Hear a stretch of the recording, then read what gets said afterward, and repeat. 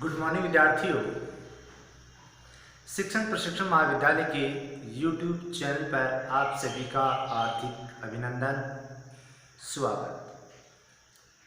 हम विगित वीडियो को आगे बढ़ाते हुए आज हम एक नए मनोवैज्ञानिक के बारे में जिसने व्यक्तित्व का वर्गीकरण किया है उसके बारे में पढ़ेंगे। आज पढ़ेंगे हम स्प्रेंगर के बारे में। जो स्प्रेंगर नाम का मनोवैज्ञानिक हुआ है, व्यक्ति हुआ है, उसने जो व्यक्तित्व का वर्गीकरण किया, तो जो वर्गीकरण का इन्होंने जो आधार लिया कि किस आधार पर वर्गीकरण किया, तो हमें याद रखना है कि इन्होंने मूल्यों के आधार पर, किनके आधार पर? मूल्यों के आधार पर व्यक्तित्व का क्या किया है? वर्गीकरण किया है।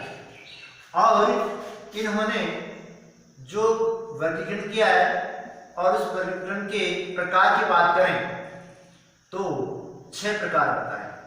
कितने प्रकार बताए हैं? 6। अब 6 प्रकार बताएं कौन कौन से हैं, उनकी बात करें तो नंबर 1 सैद्धांतिक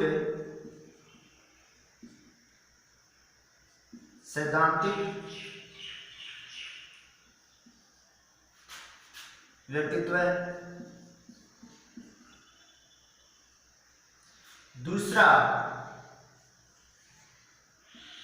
सामाजिक।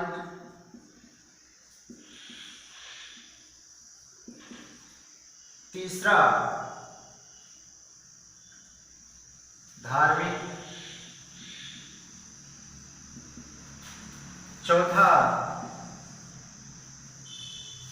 आर्थिक।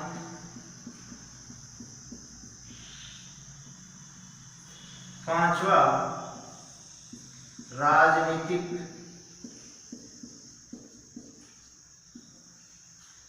छठा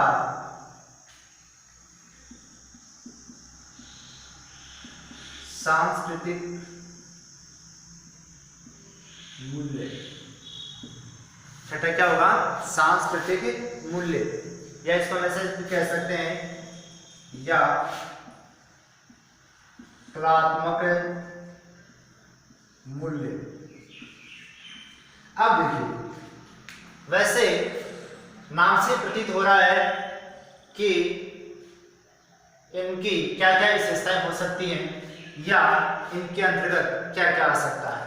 तो हमें सबसे पहले ऐसा कौन सा मनोवैज्ञानिक है जिसने व्यक्तित्व को मूल्यों के आधार पर वर्गीकृत किया है? तो किसका नाम बताएंगे? स्प्रेंगर। किसका नाम बताएंगे? स्प्रेंगर। ठीक।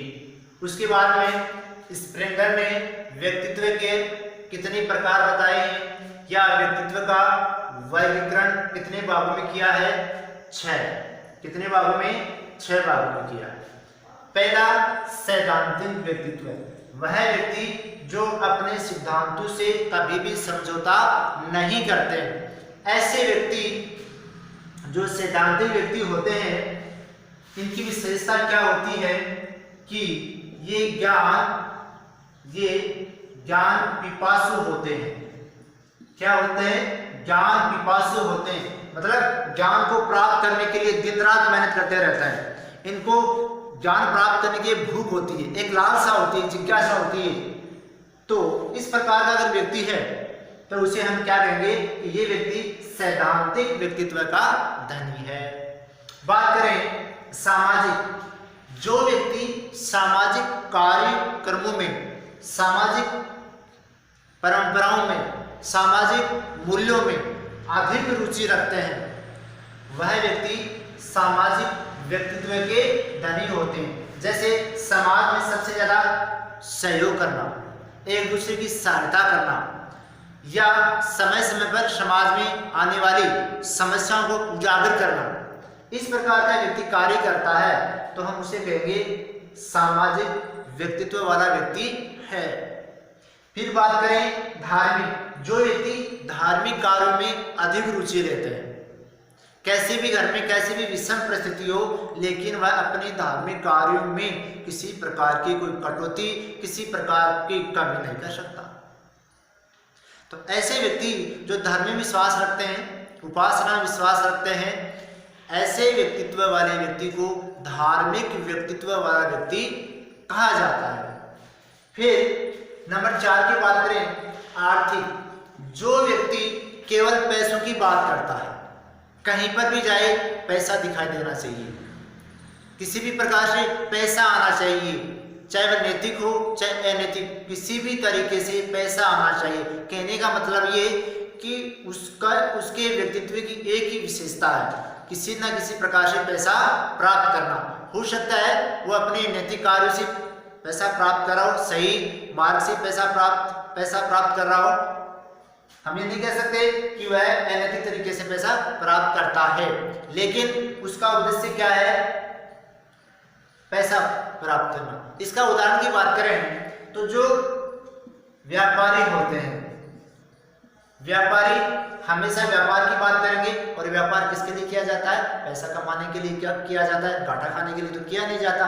तो जो व्यक्ति आर्थिक रूप से संपन्न बनना चाहते हैं तो उनके व्यक्तित्व में भी ऐसी ही विशेषताएं पाई जाएंगी। जैसे व्यापारी होता है वह आर्थिक व्यक्तित्व वाला व्यक्ति होता है। फिर बात करें राजनीतिक। जिस व्यक्ति में राजनेता संबंधी या राजनीति से संबंधित विशेषताएं पाई जाती हैं, उस प्रकार के व्यक्तित्व को राजनीतिक व्यक्तित्व वाला व्यक्ति कहते हैं।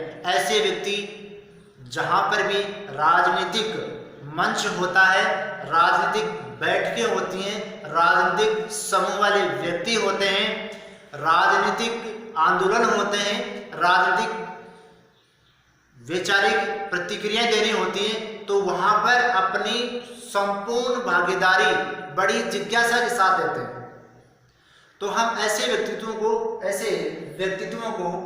राजनीतिक व्यक्तित्व वाले व्यक्ति कहेंगे। फिर नंबर 6 और अंतिम की बात करें, सांस्कृतिक मूल्य या कलात्मक मूल्य। सांस्कृतिक मूल्य का मतलब यह होता है जितने भी कल्चर प्रोग्राम होते हैं, जितने भी सांस्कृतिक कार्यक्रम होते हैं, उन कार्यक्रमों में अपनी भूमिका बड़ी ही जिज्ञासा उत्साह के साथ अपनी भागीदारी निभाते हैं। जहाँ पर भी कोई अगर नौटंकी हो रही है, जहाँ पर कोई नाटक हो रहा है, अभिनय हो रहा है, तो वहाँ पर तुरंत अपनी भागीदारी देने के लिए तत्पर रहते हैं। या कोई प्रतियोगिताएं होती हैं, जैसे चित्रकला, जैसे संगीत, इसके अलावा जैसे मूर्ति निर्माण, या इसके अलावा और भी कलात्मक जितने भी कार्य होते हैं, जैसे फोटो फ्रेम का कार्य है। कहने का मतलब यही है कि जिस व्यक्ति में सांस्कृतिक मूल्यों या कलात्मकता के प्रति जितनी अधिक रुचि होगी, जितना लगाव होगा, वह व्यक्ति उसी कार्य को अधिक करेगा। तो इसका देखो मूल आधार यही है कि व्यक्ति में जिस प्रकार की रुचि होगी वह उसी प्रकार से उसके व्यक्तित्व का निर्माण हो जाता है। और उसने स्प्रेंगर ने उसी रुचि को मूल्य नाम दिया है कि हर रुचि का अलग अलग मूल्य है, और उन्हीं मूल्यों को आधार रख करके उन्होंने व्यक्तित्व के 6 प्रकार बताए। कौन कौन से बताए? सैद्धांतिक, सामाजिक, धार्मिक, आर्थिक, राजनीतिक और सांस्कृतिक। इस प्रकार से हमने व्यक्तित्व के प्रकार बताने वाले मनोवैज्ञानिकों का सामान्यतः अध्ययन किया है।